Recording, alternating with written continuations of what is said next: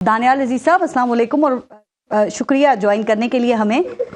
Sir, आपके हलके में ये 51% टर्न आउट रहा है। आमतौर पे देखा यह जाता है कि दही इलाकों में सर इतना ज़्यादा टर्न आउट नहीं रहता है और इस हलके से ज़्यादातर आप इलेक्शन जीते ही हैं, तो इस दफ़ा हुआ क्या है ये आपके साथ? ये टर्न आउट तो एक इशू है जी। हमारे यहाँ एक रात पहले इलेक्शन से रिटर्निंग अफसर बदल दिया गया था और उसके बदलने के बाद जो है तकरीबन 147 प्रिजाइडिंग अफसर जो है उनकी रातों रात तैनाती तब्दील की गई। और उसके बाद जब से इलेक्शन शुरू हुआ है तब से पुलिस की दहशतगर्दी जो है इलाके में खौफ और हरासमेंट की ऐसी फिजा फैलाई है जिसका कोई अंदिया नहीं है। 8-9 इलेक्शन मैं खुद लड़ चुका हूँ। 1991 में पहले इलेक्शन लड़ा था 32 साल पहले, लेकिन तब से लेके आज तक कभी ये सूरत हाल नहीं देखी कि यहाँ पर लोगों के पेट्रोल पंप सील के चोइस ना लो, तो यहाँ के पेट्रोल पंप सील किए गए, यहाँ पर जो है लोगों के स्कूल सील किए गए, यहाँ पर शादी घर सील किए गए और अस्पताल जो है वहां पर जाकर छापे मारे गए कि जी आपका ये नहीं पूरा, आपका वो नहीं पूरा। जब उन्होंने पूछा कि हुआ क्या है तो कहते थे कि जी हम अपना सपोर्ट दानियाल अजीज के लिए बदले। और इस तरह से लोगों को रात को उनके दीवारें फैलांग कर पुलिस ने ताले तोड़कर उनके टीवी तोड़े हैं, फ्रिज तोड़े हैं। यानी ये तो मामूल की बात थी। मेरे लिए भी जो है जहां भी मैं जाता था कोई भी जलसा करने तो वहां से जाके कुर्सियां उठा लेते थे, लोगों को भगा देते थे गन पॉइंट पे कि आप चले जाए से भाग जाए, आप क्या लेने बैठे हुए हैं। वहां से अपना साउंड सिस्टम उठा लेते थे। शहर में तो मुझे जलसा करने ही नहीं दिया इन्होंने।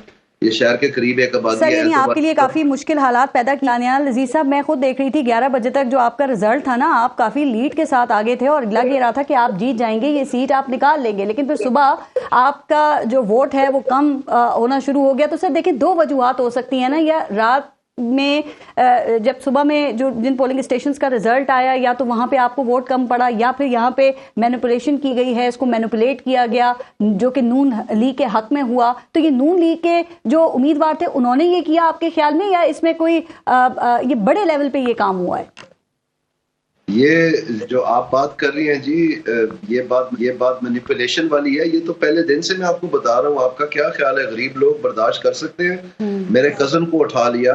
आज जो है दो जो लोग थे विदाउट चार्ज, उनको 10 दिन के लिए रखा है इन्होंने। मेरे की सपोर्टर थे, एक का नाम जवेद सरोच है, एक का नाम जाहिद इकबाल है और मेरे कजन का नाम अतीक अफसल है। इंसान मतलब ये वो है जो मैं आपको नाम बता रहा हूँ। ये तो दर्जनों लोग उठा के ले गए थे। और सबसे बड़ी बात ये है कि इलेक्शन डे के ऊपर वो मुझे उठा के ले गए। और जब मैंने उनको पूछा मुझे क्यों उठा रहे हैं आप, तो उन्होंने कहा कि जी आपके लिए सेफ्टी थ्रेट है, आपको गोली लगने लगी है, इसलिए हम आपको हिफाजत में ले रहे हैं। तो मुझे पुलिस लाइंस में ले गए। उसके बाद शाम को जब जहाँ पर रिजल्ट जो है वो कंपाइल हो रहा था आरओ के ऑफिस पे, वहां पर मेरी वाइफ और मेरा बेटा पहुंच गए। उसके बाद उन दोनों को गिरफ्तार करके पुलिस लाइंस में भेज दिया और उनके ऊपर कोई चार्ज नहीं थी, कुछ नहीं था। उसके बाद फिर ये जो आप बता रही है सारा रिजल्ट बदल दिया उन्होंने। किया उन्होंने ये है कि वहां पर ऊपर एक सेल बनाया हुआ था जहां पर जो फॉर्म 45 थे वहां पर सादा दस्तखत करवाते थे प्रिजाइडिंग से। तो कई प्रिजाइडिंग जो है वो रोते हुए बाहर आए कि जी हमारे साथ ये सलूक हुआ है। फाइनली रिटर्निंग अफसर जो एक दिन पहले लगाया था उसने उनका काफी काम भी किया, लेकिन उसके ऊपर इतना दबाव था कि वो भी रोने लग पड़ा। अच्छा सर, आपने अभी बताया कि आपको भी गिरफ्तार, इलेक्शन कमीशन का इल्जाम ये है कि आपने कोई ज़ाब्ता अखलाक की खिलाफवर्जी की थी और आप पे 50,000 जुर्माना भी हुआ था जो आपने पे नहीं किया। तो इलेक्शन कमीशन का ये इल्जाम दुरुस्त है? इलेक्शन कमीशन ने मुझे नोटिस दिया जी कि मैंने पोस्टर जो है, मेरा पोस्टर जो है वो किसी गवर्नमेंट बिल्डिंग पे लगा हुआ था और इसके लिए मुझे 50,000 जुर्माना दिया। जब मुझे जुर्माना आया तो मैंने उनको बताया आपने मुझे तो सुना ही नहीं है। जिस दिन आपने ये मॉनिटरिंग की है उस दिन तो मेरे इश्तिहार ही नहीं छपे थे। आप आके इंक्वायरी कर ले। तो मैंने कहा ये आपने खामखा मेरे लिए किया। और दूसरी बात यह है कि आप मुझे जुर्माना कर ही नहीं सकते जब तक मुझे सुनेंगे नहीं। जी ठीक। तो उन्होंने फिर अपनी कार्रवाई कर दी, इलेक्शन कमीशन में भेज दिया। अब पोस्टर लगाने से जो है अगर आप मुझे गिरफ्तार करना चाहते हैं तो वो आपकी मर्जी है। अच्छा सर, आपकी एक मिनट जी आप ये देखें पूरे पाकिस्तान में जो बैनर लगे हैं, जो ये बड़े बड़े बिलबोर्ड लगे हैं, ये क्या ज़ाब्ता अखलाक के मुताबिक है जो मुझे ये नोटिस दे दिया? और बड़ी बात यह है कि मेरा लग ही नहीं सकता था। मुझे नहीं पता अगर इनके पास ना मुझे कोई तस्वीर उसकी भेजी है ना उन्होंने कोई एविडेंस भेजा है, तो सिर्फ इल्जाम लगाने से तो नहीं हो जाता। ठीक। अच्छा सर, जल्दी से जरा एक और दो बातें और बता दीजिएगा कि ये काफी संगीन इल्जाम लगाया है कि आपके हलके में आरओ ऑफिस के पास एक टॉर्चर सेल बनाया गया और काफी प्रिजाइडिंग ऑफिसर्स को वहां ले जाया गया या वहां से होकर वो आए हैं। ये काफी संगीन इल्जाम है सर। तो इसका इत्तला आपने कोई इंतजामिया को, इलेक्शन कमीशन को, IG पुलिस को या मकामी पुलिस को दी थी? जी बिल्कुल, मुकामी पुलिस तो मुझे उठा के लेगी थी। आपको समझ नहीं आ रही है? मेरी बीवी को उठा लिया, मेरा 21 साल का बच्चा कॉलेज पढ़ता है उसको उठा लिया। तो बाकियों को तो इत्तला दी होगी सर, उन्हें समझ नहीं आई कि आपका इल्जाम क्या था? और मैं तो गिरफ्तार था, मैं किसको इल्जाम देता? आप कैसे सवाल पूछ रहे हैं? आप सर मैं सवाल ये आपसे कर रही हूँ कि आप मकामी पुलिस आपको उठाकर ले गई, लेकिन उससे आपने आईजी को बताया, ये इलेक्शन कमीशन की तरफ भी ये आपने कंप्लेन की थी, इसकी कोई बड़ा संगीन इल्जाम है ये। इलेक्शन कमीशन में हमने कंप्लेन की है। मेरे ऊपर जब ये गिरफ्तार करने लगे थे मुझे, तो मैंने इस्लामाबाद जाके प्री अरेस्ट बेल करवाई थी।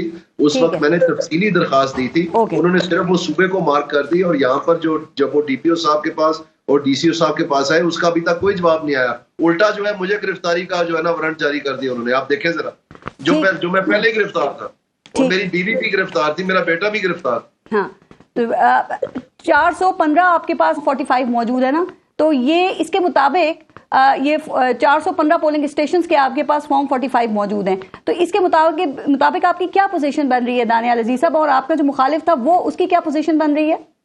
मैं आपको ये खबर देना चाह रहा हूँ, ये मैं खबर दे रहा हूँ आपको कि इस वक्त जो आरओ ऑफिस है तहसील जफरवाल में, वहां पर 3 चेयरमैन यूनियन काउंसिल और कुछ अहलकार जो है और कुछ प्रिजाइडिंग जो है वो इस वक्त वहां बैठे हुए हैं। मीडिया की टीम्स वहां पहुंची हुई है, शहर के लोग भी वहां पहुंच गए हैं, और अभी उन्होंने थैले खोल के वो रिजल्ट जो टोटल पूरा नहीं हो रहा था क्योंकि उन्होंने इतनी रिगिंग की है, अब वो पूरा करने की कोशिश कर रहे हैं। ओके।